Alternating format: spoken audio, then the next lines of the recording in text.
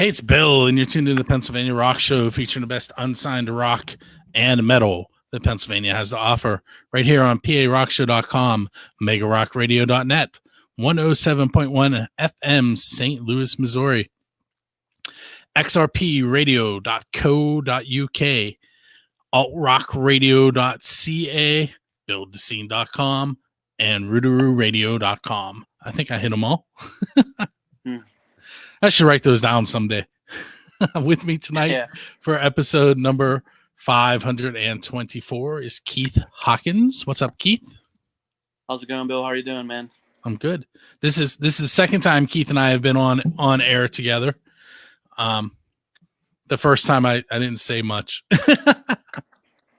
I've noticed that about people that have podcasts. When they come on a podcast, I figure they just jump right in and take over. Sometimes it takes a little, for me even too. I've done it a few years now, and I'm not like a professional podcast guy. I mean, you do this stuff way more than me. I only do like once a week, and I can't even make a lot of weeks. Sometimes when I was playing more, I wasn't making them at all. So now I'm back into it a little bit. It takes some getting used to. And when I first did it, like the first probably even couple months, I would just sit there because I had no idea. And I was like, Jesus, who's listening? What can I say and what can I not say? And, in case my grandmother or somebody was listening. But it's just, it's one of them things where you just, you have to feel it out. And we've had other people on too where they've had like their own show and then they hardly say anything. So I don't know. I think it just takes some getting used to. I mean, for me anyway, it did. Well, that's for me. It was the majority of what I listen to now is unsigned. And that's definitely not what we were discussing. No, yeah, that's. I mean, he plays a lot of unsigned bands. I mean, that's pretty much the thing on there. But at the same time, it's like the topic itself is never about unsigned bands, that's probably a good idea for a topic someday, because any band that's anything now was at one point just some unsigned bar band. So I mean, it's goes without saying that you probably should support that as much as possible. So let's talk a little bit about the show, since. We brought it up, but we haven't even said what it was. It's the Loudini Rock and Roll Circus. How did you get involved with that? To be honest with you, I knew Lou from a band. I used to sub for a band called Super Monkey in Pittsburgh, and Lou was playing guitar with them, and we just kind of hit it off. But then he had an ad out on, I think, on Facebook one day, and it said a bunch of really, like, I hate to say it because we're all, we're kind of from the same cloth, me and him, but it's like, it was kind of like a nerdy sort of explanation. It's like, I need a co-host, must love rock music, must love metal. I said, okay, check that box, that box. He was like, sometimes we'll change up topics. You must believe in UFOs and like ghost stories and blah, blah, blah. And I'm like, okay, I can work with that too. So it's like, it was kind of just, it was a funny ad, and I didn't even know whether to take it serious. So I knew, like I said, I've subbed for the band a few times, but I didn't know he had his own podcast. So when I answered the ad, it sounded like something fun I would like to do. So he was like, it's Lou and from Super Monkey. I was like, oh, gee, small world. So that's kind of how that happened. And then for the longest time, it was just me and him until I moved. And then it was like, that's when he brought Lily in. How about Lily went to Gigaroo this weekend, and I wasn't there. See that? Yeah, that's I think I know a dude who used to play Gigaroo all the time. I think he lives out in that area. Do you know John Fedlock at all? Yeah, the guitar player. Yeah, he used to work with my wife, and I know he played in several bands. And he played with the Climo brothers. Yeah, for a while. That's it. Yeah. I like Johnny's a good guy. We're trying to hook it up when we come to Pittsburgh next weekend. We'll see. I think he's been playing with Flashback recently too. I remember he did say so. I haven't talked to him in a while, but I think my wife keeps contact with him, and he did say he was playing with that band. So that's cool. John, he's just one of them guys. He likes to play, man. So whoever he can play with, and I appreciate that. He used to come out and see me play at Jurgles all the time, actually. So when you were living in the Berg, what other than Super Monkey, what other bands were you in? Oh my! Towards the end before I moved, I was in a band called Dog Rodeo, which was like a kind of a I don't want to say a heavy country band, but they were kind of like an aggressive country band. Bunch of guys that were like always like they liked rock and roll music, but they were the singer they had a like more of a twangy voice, a country voice. So they would take their amps and crank them to 11 and play really heavied up versions of country songs, which got to be pretty fun because I could still play loud and hit hard and basically not have to worry about, am I ruining the vibe of the country? It's not like, it definitely wasn't a bluegrass type band. It was like where you have to play a little softer. It was definitely, you could still play full volume. And sometimes I played probably had to try to keep up with those guys because their amps were, like I said, on 11. So I played in them for a while. Silver Monkey was years ago. I was in a band even earlier to that played a lot called the Sydneys, which was like an original / cover band. It was like probably more 70-30 originals. I played in a band called Albion Cross for years. It was like a heavy kind of grungy band. I have actually heard of them.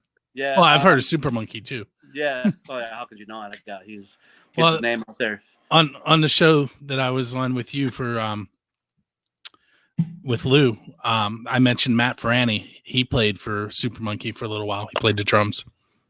I think that everybody, it's like one of those things where it's like Steely Dan. Everybody just crosses through, and everybody just, you play, even if you play one gig, you have jam with them. That was another band I played with a few times, the Dallas Marks Band, which was like a rock country band, and I swear they went through 100 different members probably in their time together. So it's a very revolving door, which is that's kind of not just a Pittsburgh thing. It's like an everywhere thing. It's like I've seen, even in 3 years in New Orleans, it's a revolving door of members. You might meet the same person 2 weeks later on a different gig, and show up and be like, "Hey, I didn't know you were on this gig." So that's pretty much. I'm gonna say it's pretty much everywhere at this point. It's like whoever you can gather up that can play the material and show up for the show, because sometimes showing up is the most important thing. I mean, if you show up and suck, that's not good either. But sometimes people don't even show. I've seen people not show up at shows at all, and that's awful. So that's sometimes the most important ability is availability. You don't have to be. I mean, I've put it this way: you don't have to be a great musician. I mean, it helps to be able to play your instrument, but I mean, if you can just be cool and have availability, and hopefully have some decent gear, you can work. I mean, that goes with any scene. If you're easy to get along with, if you're a jackass and show up with an attitude problem, and have all these demands, and don't want to rehearse ever, then I mean, if that's the way you are, then that's more power to you. But I don't know how much you work. I mean, it's just, for me, nothing's given to me. I mean, I'm just like, I have to go for it. Especially it's in New Orleans, it's oversaturated with drummers. So, which would be the direct opposite of here. There's a lot of great drummers in Pittsburgh. We've discussed that before. And I've studied with some of them, and I know of guys that are really good players, and I respect a lot of those guys. But and it's like, and you can play. But when I came here, it's like there's so many friggin' drummers. There's so many great musicians, and it's like you play on a bill. And like I was playing up before all the quarantine stuff was going on when bars were actually opened here. I was playing sometimes 5-hour gigs, but I would notice that all these bands would come in like brass bands or jazz bands, or like it's you don't get as many rock bands here as you do in Pittsburgh, but it's a lot of brass bands, a lot of jazz, a lot of blues bands. But I noticed that every musician, every band that comes in has some badass drummer in there. You got to follow these guys or play before them, and it's like it can be a little intimidating at times. And I was like, but you do what you got to do, and you got to come in and hold your own, because if you're not, somebody will take your gig quickly, because it's like I said, it's an oversaturation of drummers here, and a lot of them I've seen are pretty damn good. So now, are you do you have a steady gig there, or are you just covering for bands like I used to do when I played goal with deck hockey? I had a team, and then I played like 4 more games every week for other teams. Yeah, I started playing in a club called the BMC, which stands for Balcony Music Club, which is right in the French Quarter. So it's a nice little, I call it the tourist trap, because you're going to play a lot of music you probably don't want to play. But the bars are usually packed. And I ended up starting with a band there. It was called the Lifesavers, which was an R&B kind of funk band, a lot of oldie stuff. That led to me playing with a band called The Tempted, which was a straight, just like blues band. So they see me play and I would play right before them at this Balcony Music Club, because there's bands there all day long, right? It starts at 3:00 and it ends at like 3 a.m. But there's bands for 2.5 hours. And so every 2.5 hours is a new band that comes on stage. So I would play there for 5 hours at times. But that's kind of, that was my steady thing until this. Then I have the band I'm playing with right now is called One Horse Town, which is a country rock band, and they play probably. Put it this way, thank God for Mississippi, because I've only been gigging in Mississippi for the last like 3 months. I mean, no New Orleans, no Louisiana is just shutting on everything. Mississippi just don't seem to care. Because when we played there just this past Saturday, the beaches are packed, all the bars are packed, not a mask to be found. So Mississippi just either they don't care or they'll pay the price eventually. Hopefully not, but that's just Mississippi got their own thing going on right now. And thank God for Mississippi, because I probably won't be playing at all. You know. All right, so Jeff Yeckel. Do you know Jeff? I do know Jeff. Jeff and I were long time friends. We used to work at a music store together. Monster Music way back in the day. I haven't talked to Jeff in years, but yeah, Jeff's a good guy. Well, he just popped in and he wants to know what Hawk's favorite current whiskey is. Oh, jeez. Whistle Pig rye. I like. That has a very interesting flavor. It's a very good taste. So it's kind of something that I've been into lately. So Whistle Pig rye. That's farm stock rye, actually, is what it's called. So that's what I'm digging nowadays. I see he's in his photo. He has a guitar. Are you familiar with is he in a band as well? I don't know what Jeff's doing now. I'm sure Jeff's got to be playing somewhere. Jeff's actually a killer guitar player. I played in the Dallas March band with him. He got me that gig actually setting in, and we had an '80s band called Members Only, which was maybe pound for pound probably the best band I've ever been in musician wise. I mean, everybody in that band was just killer players. I had to just try to keep up at times. So I'm sure, I know he was doing a Bowie tribute for a while, but I've like currently, I sometimes just, you lose track of what people are doing. And so, but I'm sure he's doing something. So, I mean, he's one of them guys that just, not only is he a killer guitar player, he's a good teacher, and he's a guy that's going to always work, because he has that thing I was talking about where it's shows up prepared, ready to do it. And that's easy to get along with. And I know he likes a few sips of whiskey once in a while too, or at least last time we were together, he did. So he confirmed he's in Bowie Live, which is a touring Bowie tribute. There you go. So I knew you'd be doing something. Now, is he from the Pittsburgh scene originally? Oh yeah, he was born and raised in Bethel Park. Okay. Yeah.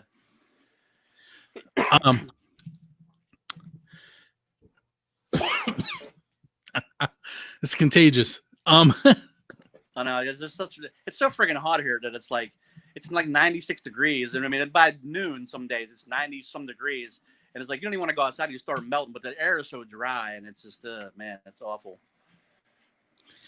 I think I'm gonna hit you with some of my oddball questions. Okay. Did you do your homework? I've seen you definitely tongue-tied a few people. Hopefully I can step up. I might need a minute to think about it, but we'll see what happens. All right, so if you were going to go back in time and follow one band around for a whole year and just take in that experience and learn from them, what band would you follow and why? No hesitation here, Led Zeppelin. Led Zeppelin's my favorite band. John Bonham's probably the reason I started playing drums. I would just probably on a nightly basis sit there and just drool over what Bonzo was doing, and I would just take it in and just see. I'm sure, like I said, I never got to see them live, but I've seen, some videos. I've seen The Song Remains the Same 100 million times. I mean, it's probably a band that I've learned more from, just as like not only a drummer, but like how to, if I'm helping out, like I'm an original band, I'll try to like chime in with some arrangements and things. And I always think first, hey man, how would Zeppelin do this? So it's that kind of thing where I think Led Zeppelin would be a band that I would probably wouldn't hesitate to just follow wherever they were going, So that's, probably, like I said, to me, not to stoke up an argument or something, but to me, they're the greatest rock band. I know a lot of people will say the Beatles, and the Beatles are great. So it's almost like a 1 and 1A.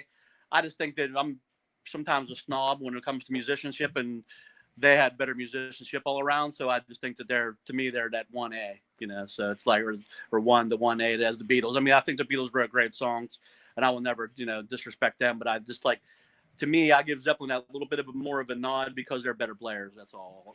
That's just my opinion, though. So, I asked that question on 3 Questions in a Song, which will be coming out here in 2 days. So right before this episode with you. And I was speaking to Tom Tikka, who is currently in the band The Impersonators in Finland. Oh, wow. And his answer was the Beatles. Mostly because it's kind of hard not to get those two. Like, you know, there's I've seen raging, probably over a lot of whiskey, battles for hours, just arguments going on just about how good. And then you get the occasional person will throw in Rolling Stones, but I mean, I just never was that big on the Stones compared to, and I'm not saying they're not great, but I compared to the Zeppelin and the Beatles, I don't put them in the same category as that.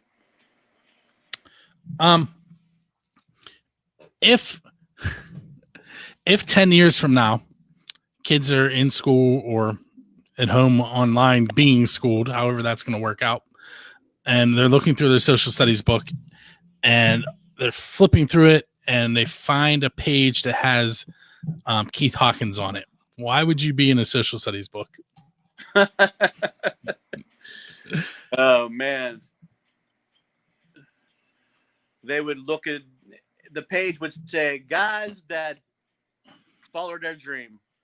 I'm not saying that I'll ever be rich and famous musician, but I had the cojones, we'll say, to leave my life, strip everything down and go to a place I knew that I could easily get swallowed alive. And maybe the picture of me will say, hey, there's a guy that gave it a shot, man. Because it's like up until just, you know, like I said, again, up until this damn COVID and quarantine, I was doing okay, man. And the hardest decision I would do in the morning was wake up and figure out what freaking snare drum I can use on this gig tonight. You know what I mean? I was playing enough to where I could pay my bills and just live. I mean, and I'm not young, man. I'm like in my late 40s. I'm just trying to be a musician. I've worked my ass off for years. And when the opportunity came to move somewhere, I always loved New Orleans, and I fell in love with the city. My wife and I would come here for years. I mean, 10 years in a row, just like 3 days, 4 days here. And I was like, we would joke a lot of times. I was like, you know what, one day we're going to live in New Orleans, and I'm going to play just music and try to play full time. So I guess the long-winded answer is that there'll be a picture of me on the social studies page, and it'll say, man, this guy gave it the old try, right? So, I mean, I guess you could say don't ever give up on something. Like I said, I'm not going to be playing at the freaking Grammys next week, but it's, you know, it's one of them things where you got to keep trying, man. If you don't try and you'll regret it. Trust me. I mean, no matter what you like, you got to go for it because you got, as Rob Halford would say, you got one life and live it up, you know? So you got to do what you want, do what makes you happy, because too many people don't do that. And then they're old and pissed off, and they wonder why. And so I mean, it's like, don't be old and pissed off, and but just go for it, man. If you, like I said, you don't have to be a great player. Just be available. I mean, I don't say no to hardly anything. I've never, unless I was already booked, I've said yes to everything since I've been here. I backed a freaking drag queen one night up in Mississippi. The dude was dressed like, you know. He had dressed. I mean, he had the dress when he was like 105 pounds. I mean, he looked like a woman, but there was a guy, and he would come out, and basically it was like playing to a karaoke track. He would sing to the tracks with a live band, basically is what it was. So you had to sync up to the track, and it was very bizarre. And people were loving it. I was a little weirded out at first because I was like, not so much just all that. I mean, I do what you got to do, but it's like, playing to those tracks and be intimidating, because I was like, if the track goes wrong, then I could be Milli Vanilli real quick. You know? So. But yeah, that was an interesting. Like I said, there comes times, man. I wish I had the ability to just snap my finger and be like, I want this gig, this gig, this gig, and this gig. Man, I'm Mr. Especially here in Pittsburgh, I was no freaking rock star, never was. Here, I'm even smaller fish in big ocean, man. And it's you can't say no to something, because you never know who knows somebody else. I mean, always do your best, show up and do your thing, and just go for it. Like I said, I've played Brown Eyed Girl more than I care to really, wish, but at the same time, it was better to, go and work into some factory somewhere, I guess, so that's my philosophy on that. So that's, if the social studies book will say this dude gave it a try. So if you could have your dream job, like what band would you end up playing with? Kind of like the movie Rockstar. The drummer quits and leaves, and you end up taking over. I don't. Can I give two answers? Because one's realistic and one's not, because of the whole personnel thing. So can I give two answers? Yes. All right. The unrealistic one, because this band would never get back together. But in a fantasy world, I would love to play the Police. I love Stuart Copeland. I've ripped him off more than anything else I can think of, and he's just one of the most influential, if not the most influential, rock drummer out there. And I think he's a great player. And I think that I would love to step up to the plate and try to fill those shoes. Probably not going to happen. I doubt if those guys would ever get back together. But in even a more modern day sense, I think a gig that I would actually dig playing on would be the Foo Fighters. That looks like a fun gig. I would love to hang out with Dave. I would just like to hang out with Dave Grohl. And I love Taylor Hawkins as a drummer, and he got a nice gig, man. It's got to be hard being in a band with another great drummer like that. But at the same time, it's like if you've seen Taylor play live, he don't mess around. He's totally like, he's a badass, man. I like the Foo Fighters, and I think Taylor might have a better voice than Dave. Taylor can sing. Taylor's a talented dude, man. Yeah, he has the whitest teeth I've ever seen in my life. I don't know what he does to him. I have been tagging the Foo Fighters a lot, probably once or twice every month, trying to get Dave Grohl to come on one of my podcasts, but I think they might have blocked me. Yeah, Dave's probably kind of. I think that would. You know what? That wouldn't shock me. Like I've never met the man, but I mean, you see the guy, and he looks like somebody you could just hang out with, and just have a beer with or something. I mean, that would be awesome. I think he should just, That's exact. I want to talk to him. I want to talk about, how he got where he was. I want to talk about him pulling people up on stage, which coincidentally is the next question for you. The Foo Fighters are known for pulling fans up on the stage and letting them play along with them. That's just true. If you were in a crowd and you were going to go up on stage, who would be Dave Grohl in that scenario? So which band would you want to play with? Yeah. So what band would I want to play? Be dropped on stage by? Yeah. Oh shit. Your eyes when I asked that. Yeah, that's a tough one. Does it have to be a band that's currently together, or can I say anybody? You can say anybody. I mean, I would like to be in the front row and whatever in a hypothetical world somewhere, and just have Robert Plant take my hand and just pull me up on stage and let me play like the Rover or something. I don't know. That would be, or like a rock and roll, or One of the Levee Breaks. If I could play One of the Levee Breaks, I could die after that because I probably would have a heart attack. But as long as I can kick the beginning of One of the Levee Breaks, because it's the best drum groove of all time, and then I could kill over, and I'd be good with that. It would be that's the best. That's like my fantasy football dream come true right there. So I got the first pick. Robert Plant's taking my hand and bringing me up on stage, and I'm kicking One of the Levee Breaks, and after that, I collapse over and die, and I'm good to go. That's a hell of a life right there. So I don't know if I will end up getting a copy of Black Laurel, but if I do, we'll play it. If not, I can send you some stuff before. I can send you individual tracks or send you your whole record, and you can pick them yourself. It's up to you, man. Whatever you want me to do. I mean, if send me one or two. That's what I was gonna do. Yeah, that's like. There's a lot of tunes on the record that there's 9 tunes on the record, and I'm only on 7 of them. There's a couple that had a programmed drum beat that I wasn't around for, and another one's just straight acoustic. And it was a pretty quick process. The band was very limited budget wise, so I recorded all the drum parts in 2 days. And there's probably things I'd want to do different, but I don't really have any. I'm proud of the record. I mean, it came out good. I mean, for like I said, it was definitely on a budget, and it sounds good. I mean, I don't listen to it and go, oh, this could be different. This could be different. And there's probably ideas I could have come up with that would be better if I had more time. But in a crunch like that, 2 days to just record, 7 songs. I mean, I did it, and it was, to a click. So I mean, that's not easy either. So it's like trying to figure out what the hell to play, and then trying to relax enough to where this click's not kicking your ass, and then having, you know, guys play along with you where you got to try to block that out if they're behind or ahead of the beat. And it's, you know, there's a lot of things to go with being a drummer that aren't that glamorous, man. All right, so what we're gonna do, we're gonna take a short break.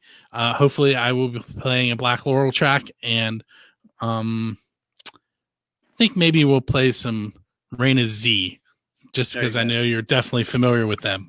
Oh yeah. And so what's really going to happen now is, those of you that are listening live, you don't get to listen to the music because Facebook would mute us. But that's where I'm going to cut it when I edit the show. All right. So you just heard from Black Laurel and Reign of Z. With me tonight is Keith Hawkins, formerly of Pittsburgh, now hanging out in New Orleans, wearing his Permane Brothers shirt. You can take the boy out of the bird, but not the bird out of the boy. You know what I mean? I'll be back in Pittsburgh this Friday, Saturday, and Sunday. This coming Friday? Oh, yeah. Oh, nice. I come back once a year to visit my stepdaughter. My grandmother's in her 80s. I like to go to my old church and play some gospel music. You know, I got all kind of things I like to do when I go back. I might take a drum lesson off my old teacher. It's, you know, good times, man. So let's compare the two scenes. How like you mentioned earlier that there's a lot of really good drummers in Louisiana, but that you know some good ones in Pittsburgh. But it sounded like you were saying there's a lot where you are now. It's just a scene that's just oversaturated. I mean, there's not only like great drummers, there's just great musicians here. I mean, you can go down the street and see like somebody that like that are famous people. Like famous maybe to musicians, drummers, whatever. I can go down the street and watch like in a small bar when it was open, like see Johnny Vodakovich play or Stanton Moore plays. Jonas Tipitinas now with his band Galactic. You can see Herlin Riley play, who's like a legendary drummer from New Orleans.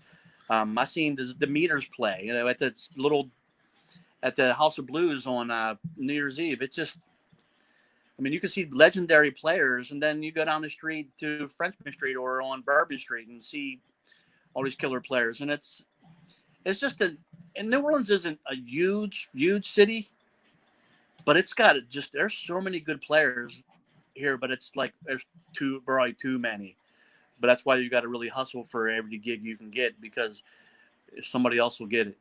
And there's the live music scene here is really thriving when it's happening. The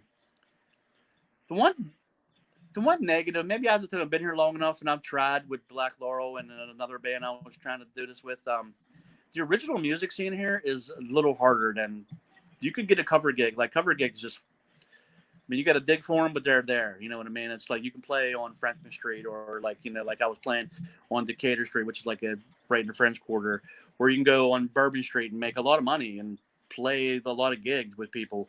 Like I said, Grant, you're going to play Sweet Home Alabama and, you know, the like all night, and you can make some money. But if you're an original music band, especially a rock band, I'm not saying you can't do it. Anything's possible, but the original music scene here for rock bands it's tough. It's tough. I was in Black Laurel for over a year, and I don't think we played in a year less than 10 times. Wow. It's just really, it's difficult to get on bills. I mean, a lot of it could be politics. I mean, there's just not a lot of places for original music. I mean, there's a few niche places, but I don't know, man, most of it's cover tunes, and that's pretty much where I got to hang my hat until, you know, I mean, if a nice original project will come along that was actually playing places, I wouldn't hesitate to play in an original band. But at the end of the day, it's not going to pay the bills, and, you know, I got to do what I got to do also, which brought me to unfortunately, I mean, I'm proud of the Black Laurel album, and I like those guys, and it was a 3-piece band, so I dig power trios like that, and I really get along with them. But for me, unfortunately, it was a personal issue, like personal decision to step down from the band, because I was turning down gigs at other places that would pay me money, and I was like kind of rocking a hard place kind of thing. Where if I had a Black Laurel gig, I knew it was, it might have paid nothing, $30 maybe. Then I'm turning down a gig, it's $100 or something. It's, it got to the point where that happened a few too many times, and I couldn't do that, because that's not what the purpose was. To come here is to make money and succeed as a musician, and I have to do at the end of the day what I had to do. So it's, I'm no longer with Black Laurel, but like I said, I'm proud of the album, and I like those guys still. And you never know what the future holds. So. Are they still playing? Yeah, I mean they have a new drummer, Chris. I don't know his last name, but Chris something. He's a good solid player. I've seen him a couple times. They invited me out a few times to play. They used to play on.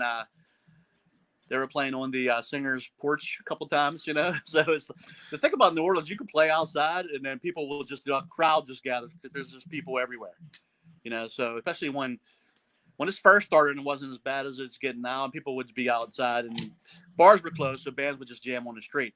You're gonna get bands on the street anyway, because people just like to do that. It's just busking on the street, which has never been like something I've wanted to do.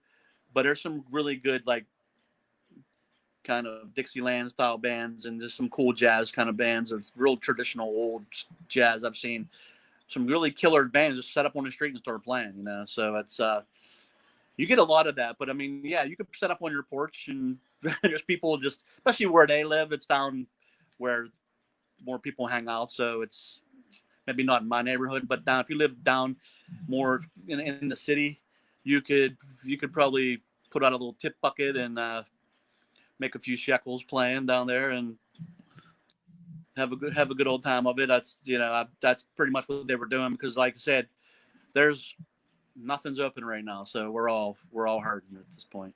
Like I said again, thank God for Mississippi gigs. Where's been what has been the oddest place that you ever played in either scene? Or you can give me one from each if you want. Here in New Orleans, even though it was a bar, just a regular bar that was nothing fancy, it was kind of a dive bar. It was but it was that playing with that drag queen. It was just a different kind of gig, because you had to play with tracks, and you were kind of looking around, and it was just a lot of interesting people there. I didn't have a dress on, or I probably would have fit in more, put it that way. But I just don't look good in a dress, and I can never do nothing with my hair. But that was different. That was like a very last minute thing too, so it wasn't really that happening. I mean, the band, could have sounded better.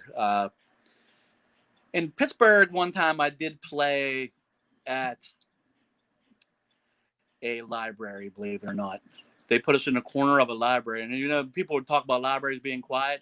You could play in the corner, and you had to play very, very soft, and they wanted that. And it was like me, a piano player, and actually a female vocalist, and that was it. I played with brushes. It was and we played like jazz, like a very chilled out jazz at a freaking library, believe it or not. And I did play I played in a hotel lobby by an elevator about 2 months ago here. By an elevator? Mm-hmm. We played on me and two acoustic guitar players, songwriters that I was in another band with. The country band I was talking about. He had a side project with his girlfriend, and they played in a hotel lobby next to the elevator. So people would go off the elevator, and you just scared the crap out of them. Because you're sitting in the corner. I had a cajon. So I'm sitting on this cajon playing with me, and we're playing really chill. And the place was the lobby had a bar in it. And so people would get off the elevator, and they would just be like this, and they would what the hell is there? There's a band playing, and it was a little unusual. So that was, there's some, but once again, I'm just a yes man. Do you want to play outside the restroom at, oh, sure. It reminded me of a show that I used to watch called The Flight of the Conchords. It was on HBO for 2 seasons. It's not for everybody. It's a quirky kind of humor thing. It's about a duo that came from New Zealand and tried to make it in the States as a band. And they would play these they had this manager, and he would book them in this dumbest play. They played in an elevator one time while people were in and out of the elevator. They were standing in the corner playing. It's a funny show. It's not the kind of humor for everybody is a little silly at times, but it's the premise of the show is funny because they played in a lot of jacked up places. So when I'm playing in this like lobby of the hotel, I'm like, this is some straight up Flight of the Conchords stuff, man. Chris Thunderwolf Dotson just popped in and said hello. My man, Chris. Chris is the biggest Loudini, and he loves that podcast. Biggest fan ever of that podcast, man. Just a guy to support. He supports everything that we do on there. He supports me. He's made me a drum. You know, it's the guy he just loves supporting his friends, and that's a cool thing. You know. Did you get the metallic effect on the drum? Yeah, he does that hollow flash. I got it over there in the corner. Yeah, I got way too many snare drums, but it looks really, really nice. When I get to play in a freaking bar again where the light will hit it, I'll use it. But right now I've been doing just a lot of outdoor gigs, you know. So I know he's supposed to be doing a guitar for Lou too, but I don't think Lou has sent it to him yet, if I remember correctly. Who knows, man? Yeah, he'll do whatever. You know, I don't think he's another guy. Just if you wanted something done, he'll give it a shot. You know, the drum came out great though. I really like it. I have some guitar picks he sent me. I have some of those too. I don't know what the hell I'm going to do with them, but you know, I've shown them off on the show. I was going to do that thing where people get a pick at the concert and they put a hole through it and make a necklace out of it. I might do that. That's not a bad idea. Then my daughters will want to wear them too. There you go. Let's see. If you could sit on a bench for an hour and talk to anyone from the history of music and ask them only one question, who would you sit with and what would you ask them? And while you're thinking, Chris said that he definitely has not sent the guitar yet. That Lombardi's a slacker, huh, Chris? I'm not a songwriter, and probably everybody would think that I would pick a drummer, and there's too many to pick from, so I wouldn't know I'd have a hard time, and it would take the whole damn show. Chilling out and hanging with John Lennon would be cool, I think. I would tell him, you know, if I could tell you one thing, John, I'd be like, you shouldn't have don't walk down the street today. I would tell you that. Go somewhere else, maybe go another route, you know. But hanging out with John Lennon would be cool. Yeah, I mean, that would be awesome just to pick his brain on how he came up with so many catchy melodies and just all the hooks to those great songs, you know. So that would be interesting. Like I said, I just appreciate music, and I'm not a songwriter, so when I see somebody that can just write brilliant pieces of music, Freddie Mercury would be another one. I mean, he's probably Queen's definitely another one of my favorite bands, and I think hanging out with Freddie Mercury would be cool too. So maybe if I could have like a coffee with both of those guys, that'd be cool. So yeah, that would be cool. But John Lennon would be just to pick his brain and just see what, you know, how he gets those melodies come to him. I mean, some people are just born with it though. So that would probably be his answer, but I'll ask anyway. All right, so I'm going to ask you two more questions. Okay. And this one you have a little more to pull from than my normal guest. If you were going to build a band to manage based on both of the local scenes you've been a part of, who would you put in the band? What band are they currently in? And what genre would they play when you were done with them? And now you're going, I wish we would have stopped at the last question. I mean, I'd probably pick a lot of favoritism going on. In Pittsburgh, I would have a band consisting of my old drum teacher, Lou Ross, who's a brilliant drummer. I'm not sure exactly who he plays with now. He's one of the guys that just plays. Probably gets more calls, so he knows what to do with. He's a guy that just taught me so much, and I think he could play any style of music that you would throw his way, so it wouldn't be a problem for him. Having if I could have two guitar players, I'd have Jeff Yeckles, a great guitar player. I think that, you know, since he's fresh in my head now, and he's always been a very tasteful guitar player. He likes a lot of the same guitar players I like, which I always, you know, admired that, because it doesn't have to be a shredder. I'm not really big into shredders. I like guys that play for more feel and just have good tone and just go from there. But I'd have to put Lombardi on the other guitar, just just to have. So I'd have two guitar players, Jeff and Lou. I put Lou Ross on the drums. Singer wise, I don't know. Singer, that would be a tough one. I think that guy, what's his name? Fred. You know Fred Nelson that sings for. He used to sing for Triple X and Trace Lads and all those guys. I don't. He also used to sing for Too Tall Jones. He's always a guy that always reminded me of kind of had a Freddie Mercury vibe to his voice. I think he would been. Plus, he looks like a freaking rock star. So with him, he does. With him fronting the band, you go down no problem. I'm trying to get the good look for the band too, and so far, I think I'm doing all right with that. So I'd have, I got a couple bald dudes in the band. I got a couple guys with some hair. I got Freddie looks like a rock star. Bass wise, I mean, there's a dude I used to play with in the country band actually, Justin Brown, who was an amazing player. Stan Brusowski is another guy. If you know him, is a really killer bass player. One of my guys that I've played with, that one of my favorite bass players. That he was just a tasteful player. So it's probably one too many for the band, but I mean we always need a sub or two somewhere too. But that would be a good, and that would be a rock band. I think that would make a pretty kick-ass rock band though. Just with Fred's vocals out front like that, I think it would.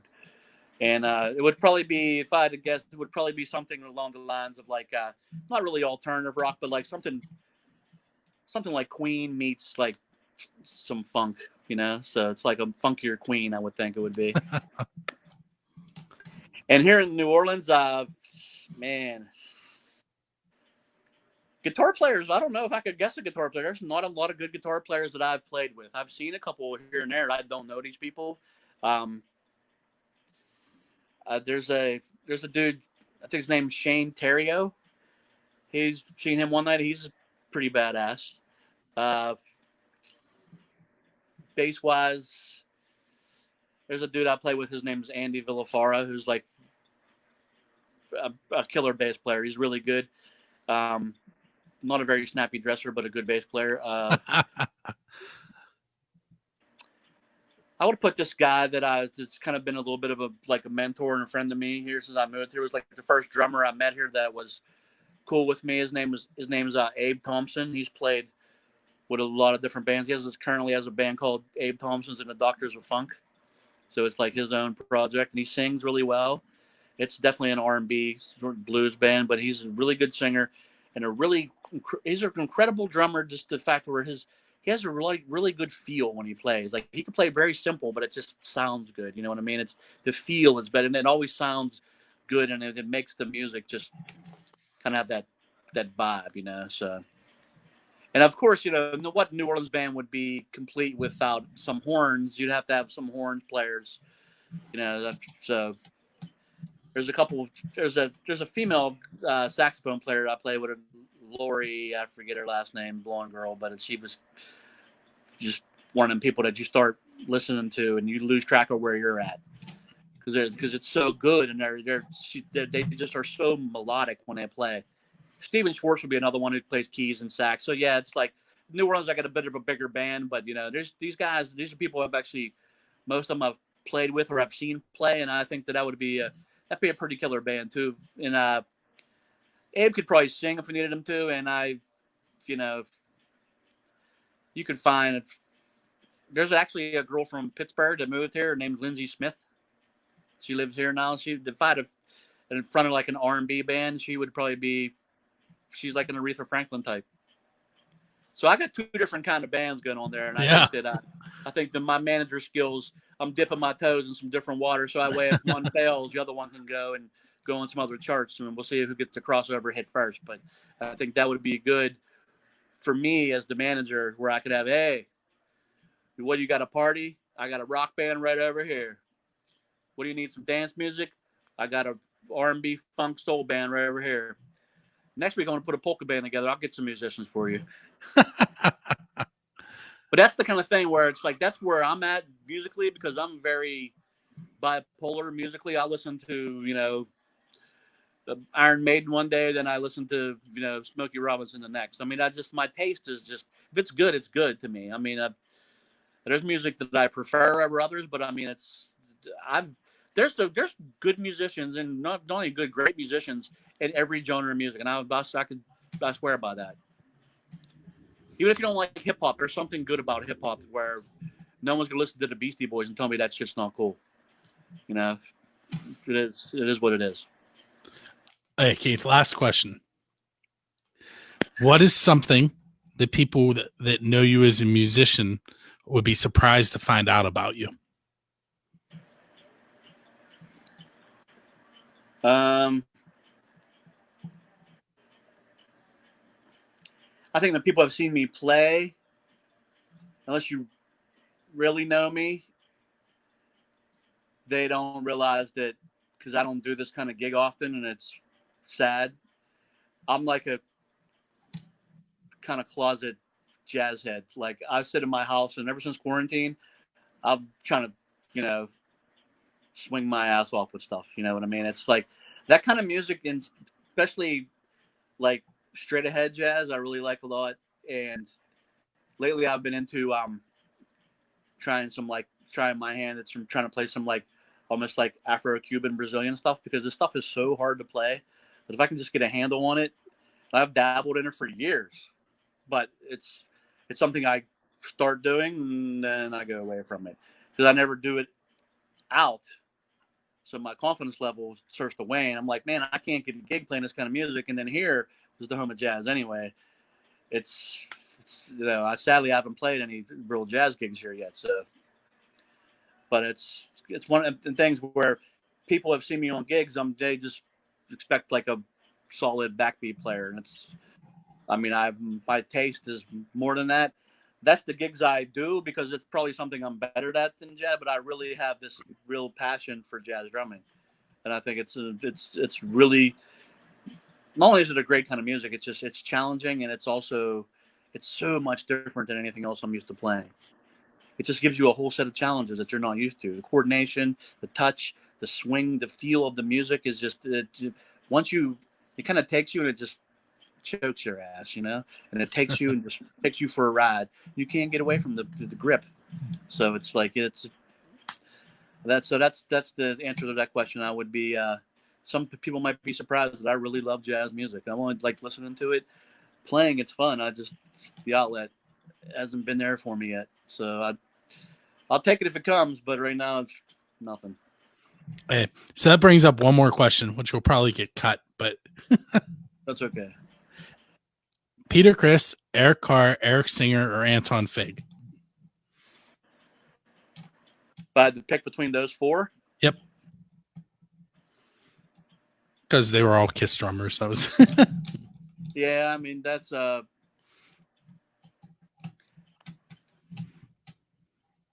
would say that for me, I've seen Kiss with Eric Singer, and I think he's a good player. Anton Fig probably has the best resume out of all those guys. Eric Carr was taken from us way too early, and Peter Criss, I'm not a fan of.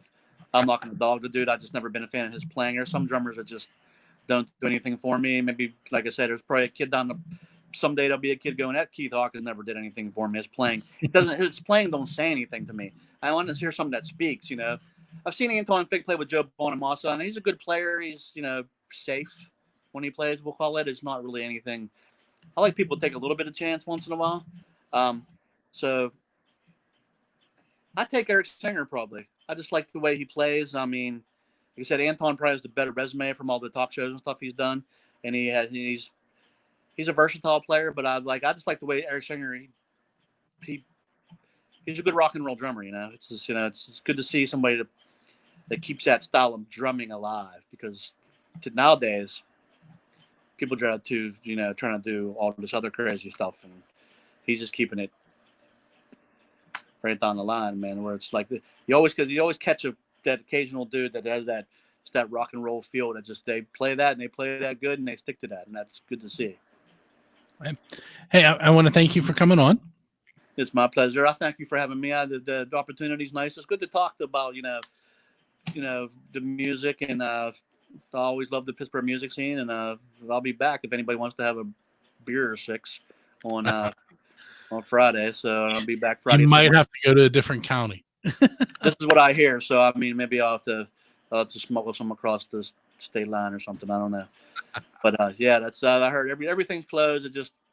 I don't want to cancel the trip, so I'm just going to see some people, and we'll see what happens. I guess I'll go at Washington County's still open, right? I believe so. There you go. We'll be Washington County bound. All right, so make sure you check out the Pennsylvania Rock Show each and every Friday. Next week, we will be talking to Deathlehem. They actually just did a online release for their newest album. Actually, they did it when they will be doing it while Keith and I are on my station on Friday the 17th. And then we're going to talk to them a week later. On the 31st, we'll have Modern Welfare. On August 7th, Anxiety at Best. And then we jump all the way to September 18th, where we have Royal Honey.